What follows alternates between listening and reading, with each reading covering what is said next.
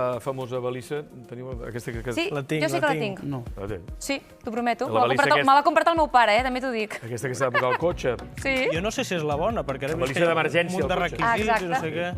Teniu? No. Jo en tinc una de fa temps, però ja deu estar fora de Està caducada, regulació. no? És obligatòria... Sense pila. És obligatòria a partir de l'1 de gener, però a hores d'ara hi ha una certa polèmica. Hem aparcat el cotxe aquí fora, amb la Clàudia Fuertes. Com brilla, no? Clàudia, amb qui estàs, Clàudia? Doncs estic amb l'Àlex Requena. Bona tarda, Àlex. Ell és el director i també professor de l'Autoescola Requena i ens estaves explicant ara mateix com podem instal·lar i també, sobretot, obrir, encendre aquesta balissa que tenim aquí. El problema de tot això és que s'ha generat molta polèmica perquè hem vist córrer aquests dies uns vídeos que són de tots aquells conductors que avisen i alerten que aquesta llum no és suficient, que falta més llum. Són aquests vídeos que estem veient ara mateix, que són els mateixos usuaris que es queixen que s'aprecien més els llums d'emergència que no pas els de la mateixa balisa. També hi ha inclús qui diu que era més segur sortir del cotxe a posar els triangles que no pas quedar-se dins del cotxe i posar una balissa que no il·lumina suficient. Què tal, Àlex? Hola, molt bona tarda. Clàudia.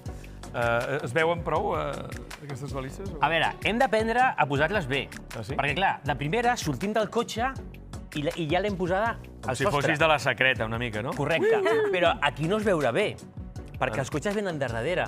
Ja. Què fem, llavors? Llavors l'acompanyem i la portem a on es veurà millor. Però això no estava pensat perquè no sortíssim del cotxe i així s'evitessin allò com posar els triangles, que hi havia accidents. A veure, sí, però és que aquí no es veurà bé. I aquesta que és més alta, Sí. i això...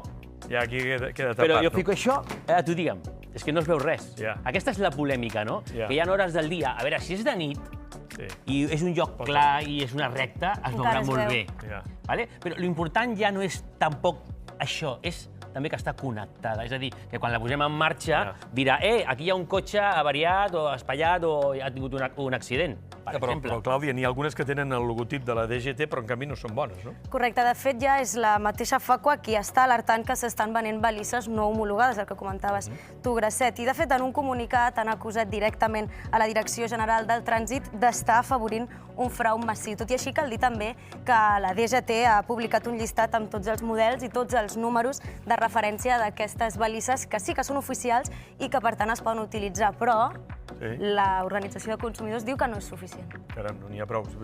Hem d'anar a la web a veure què és, no? Sí, correcte. Àlex, més enllà del llistat, com podem distingir una balissa homologada d'una que no...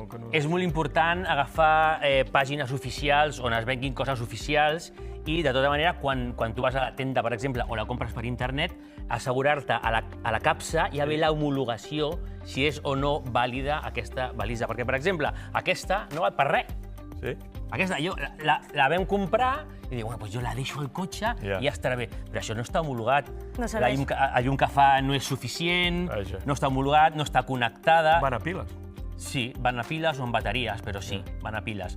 Que, per cert, la pila ha d'aguantar almenys 35 minuts amb la mateixa intensitat, Això és molt important. Suposo complicat, tot això. Clar, perquè si la fem servir i un altre dia la fem servir i un altre dia la fem servir, cuidado, que I, durarà... a més, al cotxe, a més d'unes ulleres de recanvi, has de portar un Unes paquet de piles. piles, no? També un paquet de piles, perquè moltes, a més, Exactament. no són bateries, són piles que es treuen i es posen. Ens has ensenyat això, que l'hem de posar en un lloc que es distingeixi bé, no? Tu la situaries al darrere en funció de com tinguem el cotxe, no? Per la meva seguretat, sí. Per la meva seguretat, sí. Primer la posaria i després valoraria, a veure, no ve aquí em ningú. veuen o no em veuen. I la poso on millor em vegi, clar. Només serveix per cotxes o furgonetes i vehicles més grans també? També. La moto, per exemple, no. Posa amb un camió d'aquests, amb un tir, ja pots posar allà... Bueno, però la podem posar, per exemple, amb un camió de costat. Molt bé. I quedarà més alta, també. Molt bé. De fet, hi ha accessoris, per exemple, que fan que surti la balisa i s'agafi amb distància, per exemple, perquè es vegi molt millor. També va molt bé. Clar, però en el cas de les motos no hi podem fer res. No és obligatori que la portin, però bueno, si la porten tampoc fa mal. Però una cosa, Digues. que no tirin els triangles, que són molt importants. Encara hi ha situacions que si no es veu bé, la balisa... Epa, tenim els triangles i amb això encara molt millor, I si anem de viatge a l'estranger, per exemple, hi ha països on Sí. Es necessita el triangle? Correcte. És així. De tota Pensava manera, que era tot una legislació europea, que digués, doncs tothom ha de tenir el... així hauria de funcionar, i part de la polèmica és això. Per què només a Espanya? Ja. Per què? Què passa aquí? Molta gent diu, Què passa? és un gast, m'estan obligant a gastar, em volen tenir geolocalitzat, em volen tenir sempre controlat... Clar, i no. És un problema, no? Ja. En principi no, perquè, a veure, i això què? El mòbil. També et tenen controlat, vols dir, no? Sí, no? I la farmaciola s'hauria de tenir o...? És bo que al cotxe hi hagi una farmaciola, però és molt important que tot estigui en ordre. És a dir, que si hi ha medicaments no s'administrin a gent que tu no coneixes, que sigui teu perquè te l'han prescrit. I és molt important que, per exemple, si votem venes i això, que tot estigui en condicions. Sí, al dia. Hi havia alguna cosa més, no? Ens volies ensenyar per què una Sí, sí, cosa sí. que has portat? Hi ha una cosa com de supervivència, no? Sí. Que va molt bé, perquè tu imagina't que tens un accident i et quedes atrapat al cotxe. Què podem fer? Doncs ara ja hi ha uns accessoris, veus això? Sí. Això porta per tallar.